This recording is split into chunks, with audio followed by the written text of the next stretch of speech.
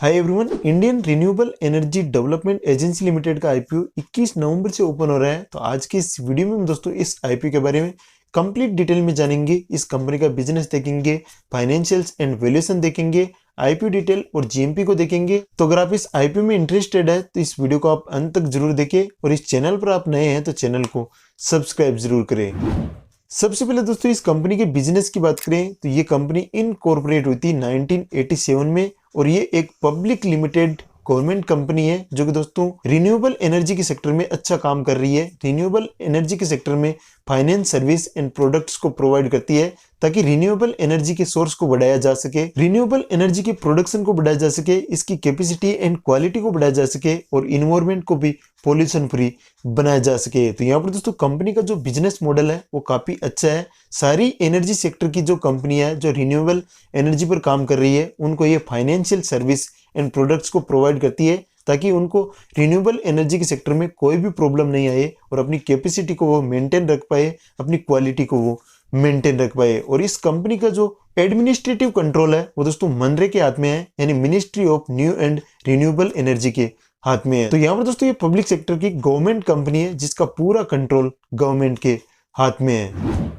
IPO की important dates की बात करें तो ये आईपीओ 21 से 23 नवंबर के बीच ओपन रहेगा। इस आईपीओ का अलॉटमेंट होगा 29 नवंबर को। इस आईपीओ का रिफंड होगा 30 नवंबर को। डीमेट में शेयर आएंगे 1 दिसंबर को और इस आईपीओ की लिस्टिंग होगी 4 दिसंबर को। और इस आईपीओ में यूपीआई मैंडेट के लिए जो कट ऑफ टाइम है वो 5 PM है, यानी 23 नवंबर को 5 PM तक आप इस आईपीओ का पेमेंट कर सकते हैं। आईपीओ में इंपोर्टेंट लॉट साइज की बात करें तो यहाँ पर दोस्तों रिटेल में मिनिमम एक लॉट है जिसमें आपको 460 शेयर मिलेंगे, यानी 460 शेयर मिलेंगे। और एचएनआई कैटेगरी में अगर आप अप्लाई करना चाहते हैं तो मिनिमम आपको एचएनआई कैटेगरी में 14 लॉट के लिए अप्लाई करना पड़ेगा और बिग एचएनआई कैटेगरी के लिए यहाँ पर आपको मिनिमम 68 लॉट्स के लिए अप्लाई करना पड़ेगा। तो अलग अलग कैटेगरी में अगर आप आईपीओ अप्लाई करना चाहते हैं तो इन लोड साइज को भी जरूर ध्यान में रखिएगा। आईपीओ का प्राइस पॉइंट 30 से 32 रुपए पर शेयर है और इस आईपीओ का टोटल इश्यू साइज 2150.21 करोड़ रुपए है और इसमें से दोस्तों हमें 1290.13 करोड़ रुपए का प्रेस इश्यू देखने को मिलेगा और 860.08 करोड़ रुपए का ओपर फॉर सेल देखने को मिलेगा। तो यहाँ पर दोस्तों प्रेस इश्यू और ओपर फॉर सेल का एक अच्छा कॉम्बिनेशन हमें देखने को मिल रहा है।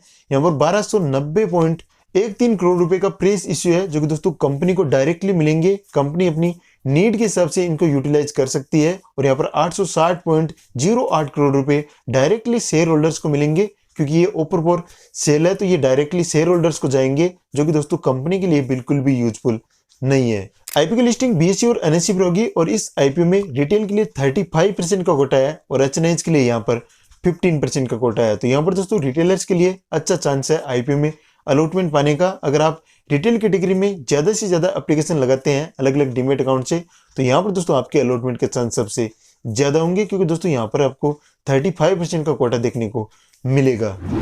इसके बाद दोस्तों कंपनी के फाइनेंशियल्स पर नजर डालें तो यहाँ पर दोस्तों कंपनी की टोटल एसेट्स में भी लगातार ग्रोथ देखने को मिल रही है।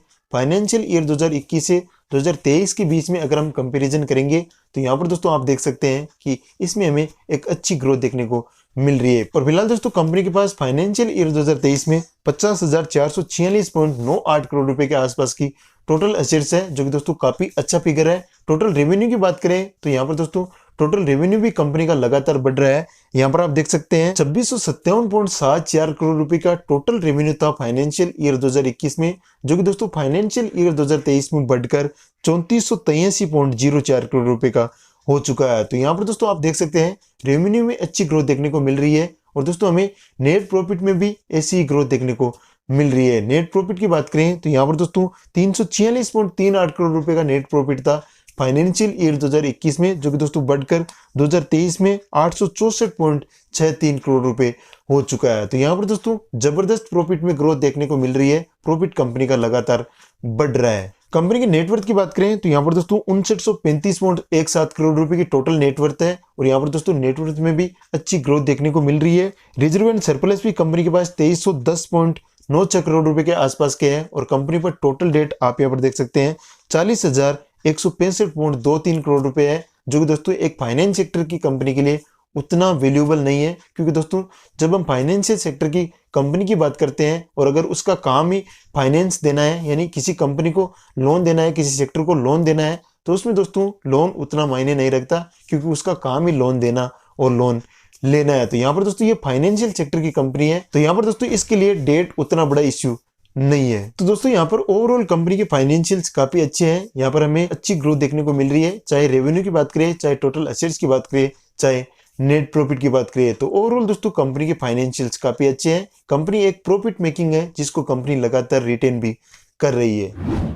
इसके बाद दोस्तों इस कंपनी के वैल्यूएशन पर नजर डालें तो यहाँ पर दोस्तों इस कंपनी का पी रेशियो यानी प्राइस टू अर्निंग रेशियो 7.42 के आसपास है, और इस कंपनी का रिटर्न ऑन नेटवर्थ भी 15% से ऊपर है। कंपनी का ईपीएस भी 3.78 रुपये पर शेयर के आसपास है, और रिटर्न ऑन नेटवर्थ भी 15% से ऊपर है। तो यहाँ पर दोस्तों अगर किसी कंपनी का रिटर्न ऑन इक्विटी और रिटर्न ऑन नेटवर्थ 15% से ऊपर होता है, तो वो कंपनी दोस्तों एक अच्छी कंपनी मानी जाती है। उस कंपनी की ग्रोथ को हम रिलायबल मान सकते हैं। तो यहाँ पर दोस्तों कंपनी की ग्रोथ काफी अच्छी है। कंपनी की जो वैल्यूएशन की फिगर है वो भी काफी अच्छी लग रही है। और दोस्तों इसको अगर हम पीयर से कंपेयर करें तो यहाँ पर दोस्तों आप देख सकते हैं आरईसी लिमिटेड है और पावर फाइनेंस कॉर्पोरेशन लिमिटेड है, दोनों का पी दोस्तों आप यहाँ पर देख सकते हैं 5 के आसपास है। तो यहाँ पर दोस्तों वैल्यूएशन के मामले में थोड़ा सा हाई वैल्यूएशन इस कंपनी का दिख रहा है।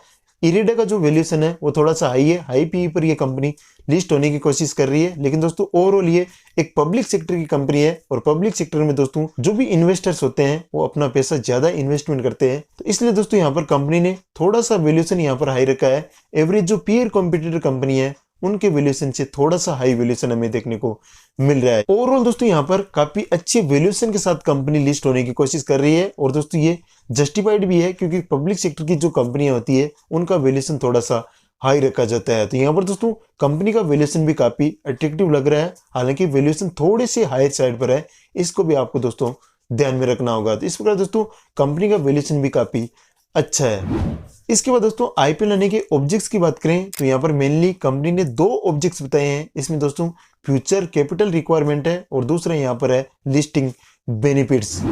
अब हम दोस्तों अंत में इस आईपीओ का ग्रे मार्केट प्रीमियम देख लेते हैं, जिससे हमें पता चलेगा कि इस आईपीओ की ग्रे मार्केट में डिमांड कैसी है, इस आईपीओ में हम कितना लिस्टिंग गेन एक्सपेक्ट कर सकते हैं। तो यहाँ पर दोस्तों फिलहाल इस आईपीओ का ग्रे मार्केट प्रीमियम 6 रुपए के आसपास चल रहा है, जो कि दोस्तों रफली 18% के आसपास है। तो यहाँ पर दोस्तों डिमांड उतनी अच्छी नहीं है, यहाँ पर डिमांड 20% से कम है। इस आईपीओ में हम दोस्तों लिस्टिंग गेन के हिसाब से देखें तो यहाँ पर हम 15 से 20% का लिस्टिंग गेन एक्सपेक्ट कर सकते हैं। यहाँ पर दोस्तों इस कंपनी की जो ग्रोथ है उसको अगर हम मद्देनजर रखें तो यहाँ पर दोस्तों हमें 15 से 20% का लिस्टिंग गेन देखने को मिल सकता है। फिर भी दोस्तों ग्रे मार्केट हमेशा टेम्परेरी होता है, तो इसके बेस पर दोस्तों हमें कोई भी डिसीजन नहीं लेना है। हमें कंपनी को पूरी तरह से एनालाइज करना है, कंपनी के सेक्टर को एनालाइज करना है, कंपनी के बिजनेस को एनालाइज करना है, और उसके बाद ही दोस्तों हमें आईपीओ में अप्लाई करने का डिसीजन लेना है। इस प्रकार दोस्तों ये आईपीओ से रिलेटेड इंपॉर्टेंट डिटेल थी। अगर आपको ये वीडियो पसंद आया तो वीडियो को लाइक कर दीजिए। चैनल पर आप नए हैं तो चैनल को सब्सक्राइब कर लीजिए, साथ में बेल नोटिफिकेशन को भी ऑन कर दीजिए, ताकि इस प्रकार का कोई भी वीडियो अपलोड हो तो उसका नोटिफिकेशन आपको देखने को मिल जाए। तो चलिए दोस्तों मिलते हैं आपसे नेक्स्ट वीडियो में, तब तक के लिए जय हिंद, कीप लर्निंग।